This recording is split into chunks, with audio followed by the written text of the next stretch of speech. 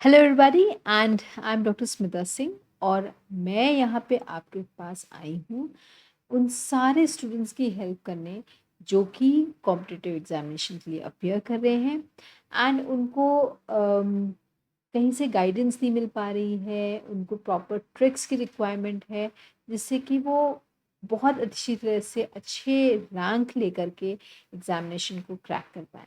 सो अगर आपका subject home science है then you are in a right platform and हम लोग आपको कोशिश करेंगे कि जितने क्वेश्चंस को किस तरह से पढ़ना चाहिए और किस तरह से उसको सॉल्व करना चाहिए उसके ट्रिक्स के बारे में बात करें। सो अगर आप अपेयर कर रहे हैं for UGC net examination, state net की एग्जामिनेशन की तैयारी कर रहे हैं या यूपीएससी की तैयारी कर रहे हैं या डीएसएसटी की तैयारी कर रहे हैं, इवन कुछ एग्जामिनेशन जो जिनके होम साइंस एक सब्जेक्ट है उनके सिलेबस ऑलमोस्ट सेम है, जैसे कि रेलवे डाइटिशियंस या डिफरेंट डाइटिशियन गवर्नमेंट डाइटिशियन के जो पोस्ट निकलती है उसके लिए जो एग्जामिनेशन होते हैं उन सब के सिलेबस ऑलमोस्ट सेम होते हैं। सो प्लीज़ डोंट वेट कि हम कैसे और कब शुरू करेंगे, just start yourself and testing yourself. इसके अलावा प्रॉपर फुल गाइडेंस की रिक्वायरमेंट है तो we are there to help you out एंड आप सिंपली हम लोग को कांटेक्ट कर सकते हैं। Our phone numbers are displayed, so आप कभी भी बेहिचक होकर के हमें कॉल करें and we are there to help you out. So let's start testing ourselves with the first question. सो ये पहला क्वेश्चन ये है कि एक स्टेटमेंट दिया गया है एंड इस स्टेटमेंट में आपको चूज करना है इनकरेक्ट स्टेटमेंट। जी हाँ, हमेशा क्वेश्चन जैसे हम सोचते हैं वैसा नहीं होता है, कभी कभी क्वेश्चन ट्रिकी होते हैं एंड आपको थोड़ा सा कंफ्यूज कर देते हैं। सो सबसे इम्पोर्टेंट जो पॉइंट आपको ध्यान देना है, क्वेश्चंस को बहुत आराम से और धीरे धीरे पढ़ें, समझें कि क्वेश्चन क्या पूछा जा रहा है, उसके बाद उसको सॉल्व करें। सो ये क्वेश्चन जो है वो है इनकरेक्ट स्टेटमेंट को निकालना है फॉर द बीएमआर।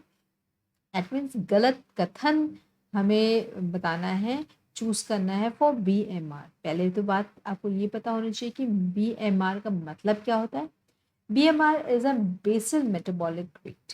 इसके बारे में थोड़ा सा और आगे बात करेंगे, पहले क्वेश्चंस देखते हैं।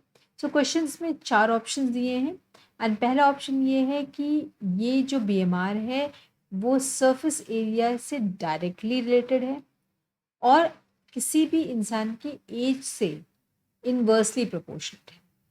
तीसरा ऑप्शन दिया है कि बीएमआर जो है वो बढ़ जाता है जब हम वार्म क्लाइमेट में जाते हैं या गर्म अवस्था में जाते हैं या गर्म जलवायु में पहुंचते हैं।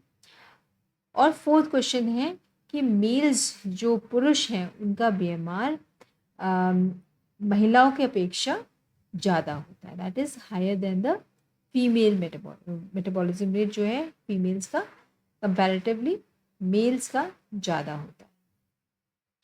सो लेट्स सी कि आपने अभी तक चूज किस क्वेश्चन को किया है और किस ऑप्शन को दिया है and whether you are right और not. The answer is answer 3। That means कि मेटाबॉलिज्म जो है वो गर्म क्लाइमेट में बढ़ जाता है। It is not a right option. Okay, so क्यों होता है? क्योंकि मेटाबॉलिज्म रेट जो है आपकी बॉडी को गर्माहट देती है। तो अगर आप गर्म जगह में हैं या गर्म जलवायु में हैं और आपकी बॉडी भी गर्माहट देगी तो आपको और पसीना आएगा। So it is incorrect. Okay, इसके बारे में थोड़ा सा और पता करते हैं कि मेटाबॉलिज्म रेट जो है वो किन किन फैक्टर्स पे निर्धारित होता है। अगर हम बात करें तो आपका जो बीएमआर है वो क्या करता है, वो आपके मेटाबॉलिज्म रेट को बहुत ही ज़्यादा स्पीड अप करता है। तो किसी किसी को आपने देखा होगा कि वो जेनेटिक होते हैं, राइट, कि कुछ लोग जो है जितना भी खा लें वो पतले ही रहते हैं। इसका मतलब है कि वो जेनेटिकली उनका जो मेटाबॉलिज्म रेट है वो बहुत ही हाई है। या अगर आपने देखा हो कि पूरी परिवार में सभी लोग का वजन बहुत बड़ा है, बहुत ही ज़्यादा बड़े हुए हैं, भले ही वो कम खाना खाते हैं तब भी उनका वजन बहुत ज़्यादा ज़्यादा होता है।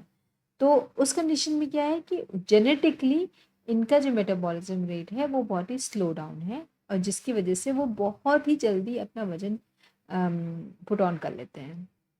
दूसरा एक फैक्टर है वो है जितने भी पुरुष हैं उनका मेटाबॉलिज्म रेट कंपैरेटिवली फीमेल से ज़्यादा होता है।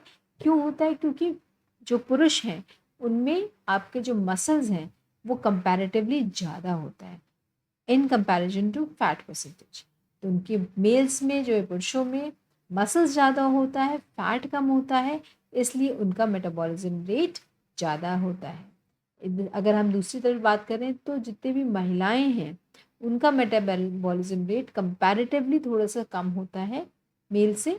क्यों? क्योंकि उनका मसल मास उतना ना हो करके फैट परसेंटेज ज़्यादा होता है। तीसरा जो फैक्टर है वो है मेटाबॉलिज्म रेट एज पे निर्धारित होता है। जितने भी बच्चे होते हैं उनका मेटाबॉलिज्म रेट बहुत ही ज़्यादा होता है, इसीलिए अगर देखेंगे वो बहुत कूदते फांदते रहते हैं और इसलिए वो तभी थकते नहीं। क्यों? क्योंकि उनका मेटाबॉलिज्म रेट बहुत ही हाई होता है। बट जैसे ही कोई भी इंसान 20 साल का होता है, हर 10 साल के बाद उसका मेटाबॉलिज्म रेट 2% कम हो जाता है।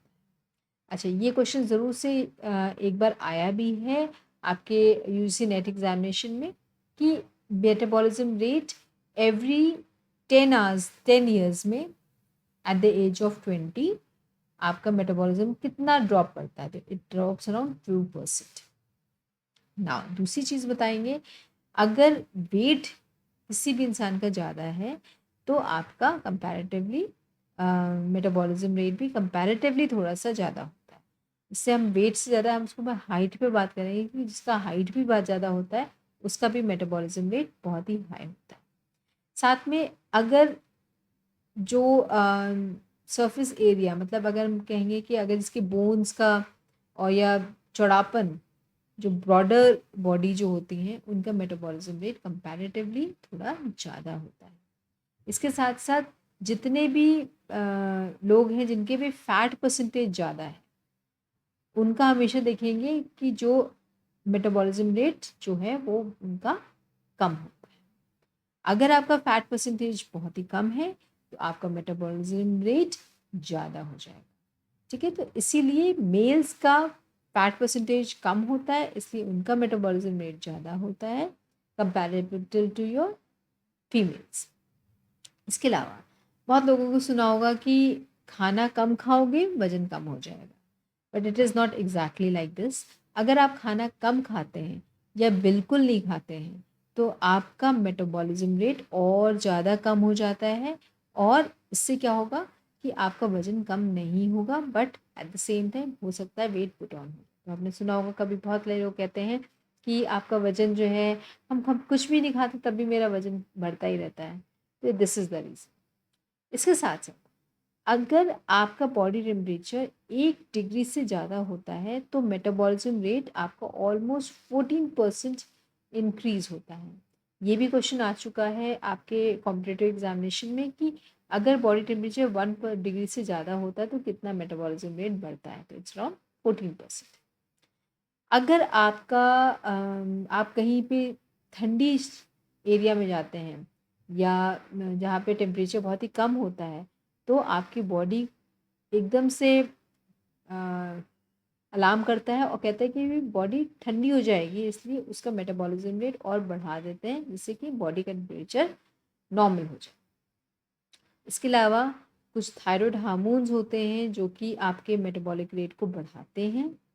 सो इट कैन, जो थायरोटॉक्सिकोसिस होते हैं वो can cause metabolism rate to be double. At the same time अगर मिक्स और डिमा है तो आपका मेटाबॉलिज्म रेट श्रिंक कर जाएगा 30 to 40%। एक और फैक्टर है जो कि मेटाबॉलिज्म रेट को इफेक्ट करता है, दैट इज योर एक्सरसाइज। आप जितनी ज़्यादा एक्सरसाइज करेंगे उतना ही आपका मेटाबॉलिज्म रेट बढ़ेगा। आई थिंक सो आपको इस थ्योरी के बारे में आपको समझ में आया है कि मेटाबॉलिज्म रेट होता क्या है। एंड नेक्स्ट टाइम हम लोग दूसरे एक टॉपिक लेके चलेंगे एंड उसके बारे में डिस्कस करेंगे। I hope you enjoyed and you learned a lot with this only one question। And इसी तरह से हम और क्वेश्चंस लेके आएंगे और आपको और भी ज्ञानवर्धन जो लेक्चर्स देंगे। I hope it will help you out to crack your examination. Thank you so much.